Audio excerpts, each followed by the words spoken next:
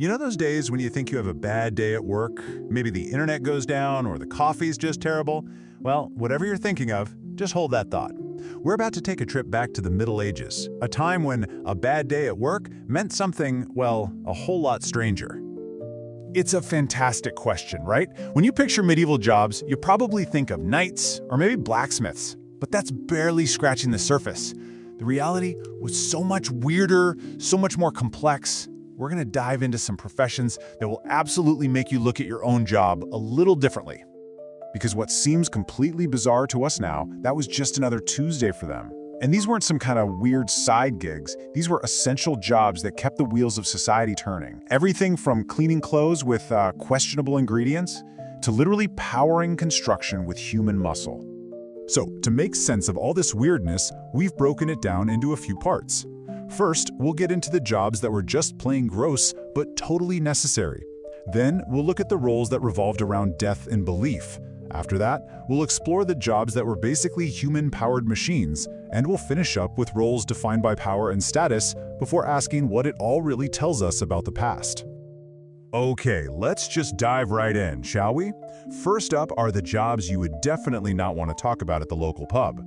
These are the roles that handled the dirty work, the stuff no one wanted to touch, but somebody had to. That's right, before we had modern plumbing, all that stuff had to go somewhere. And that's where the gong farmer came in. This was a disgusting, dangerous, and unbelievably smelly job. They only worked at night, digging out cesspits by hand. You could get sick or even drown. But, and here's the crazy part, because the job was so awful, it came with some serious hazard pay. Gong farmers were actually paid incredibly well, earning more than a lot of skilled workers. So how do you get wool clean and thick before factories and chemicals? Well, the most effective cleaning agent they had back then was stale urine. Yep, it's a great source of ammonia, which is a fantastic cleanser. So a fuller would spend all day, every day, stomping around barefoot in a vat of it. It was absolutely essential for making clothes, but wow, can you just imagine the smell? Okay, this one is pretty rough. Back then, bloodletting was the cure for almost everything, so doctors needed a constant supply of leeches. But where did they get them? From a leech collector. These people, often women, would wade out into swamps and literally use their own bare legs as bait. Once the leeches latched on, they'd pull them off and sell them. A painful, risky job that demanded your own blood, sweat, and tears. All right, so if those jobs made your stomach turn, our next set might just trouble your soul. We're shifting from the physically gross to the spiritually strange, looking at how medieval people dealt with life, death, and everything that came after. You've definitely seen this image before, right? It's one of the most iconic and, frankly, creepy figures from history, the Plague Doctor. But that strange bird mask wasn't just to look terrifying. The long beak was actually stuffed with herbs and flowers. They believed the plague spread through bad air, or miasma, and they thought the fragrant herbs would purify the air they breathed. So while they looked like omens of death, they were actually trying to save lives. Now this might just be the single strangest job on the list. A sin eater was usually a very poor person who was hired for a specific ritual. A piece of bread and some ale would be placed on the chest of someone who had just died. The sin eater would then eat and drink it, and in doing so was believed to absorb all the sins of that person's soul, giving them a clean slate for the afterlife. Think about that paradox. They performed a vital spiritual service for the dead, but were completely shunned by the living, seen as cursed and unclean themselves. Grief back then was often a very public affair, and if you were wealthy, you had to put on a good show. So if your own family wasn't quite emotional enough, you could just hire professional mourners. These were people, usually women, paid to show up at a funeral and just wail, cry, and make a huge scene. It was all about showing off the importance of the person who had died. Even in death, appearances were everything. Okay, we've dealt with grime and we've dealt with ghosts, but what about just getting things done? In a world without electricity or engines, how did they build anything? The answer was simple: people. These jobs turned human beings into the literal engines of society. I want you to picture a massive, human-sized hamster wheel. Now put a person inside, walking for hours and hours. That was the treadmill operator. These giant wheels were hooked up to cranes that lifted the massive stones needed to build castles and cathedrals. It was incredibly monotonous and dangerous work, but it was the raw muscle that built the medieval world.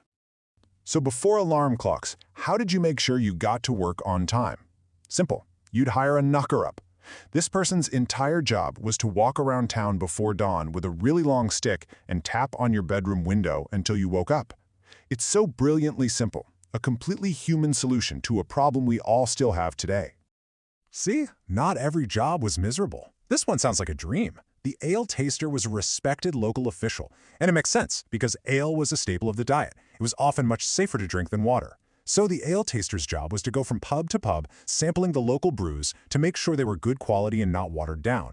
It was basically the medieval version of quality control.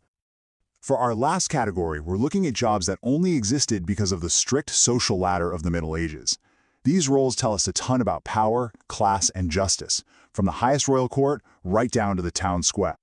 And nowhere was that ladder stranger than in the royal court. Take these two jobs. The whipping boy was a noble kid who grew up with the prince. Since no one was allowed to physically punish the prince, whenever the prince messed up, the whipping boy would take the punishment for him. On the flip side, you had the court jester. A good jester was way more than a clown. They were often the only person who could speak the truth to the king, using jokes and wit to criticize him in ways no one else would dare. One was tied to power by taking pain, the other by dishing it out. The executioner held such a strange, contradictory place in the world.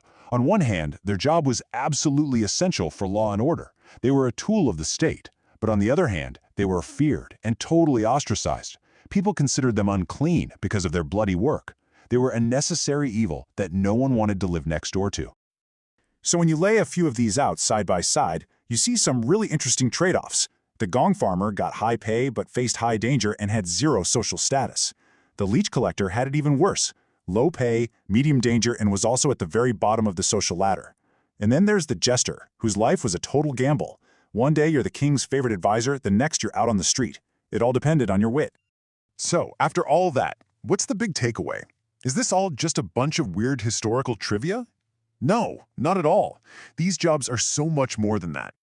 Every single one of these strange jobs filled a real, practical need. They were direct answers to the problems of their time. Problems of technology, medicine, and belief. You need clean clothes? You get a fuller. You need to wake up on time? You get a knocker-up. They might seem bizarre to us, but they were logical solutions back then. And maybe that's the most important point. These jobs are windows. They let us see the humanity of the past. They show us people finding creative and sometimes pretty desperate ways to get by and make their world work. They show us their fears, their beliefs, and their incredible ingenuity. They're not just weird, they're a reflection of life itself. And all this leaves us with one last thing to think about. When people 500 years from now look back at us, what jobs will they find bizarre? Social media influencer, professional esports player? What parts of our normal will make them scratch their heads and say, wow, people really did that for a living? It's something to think about, isn't it?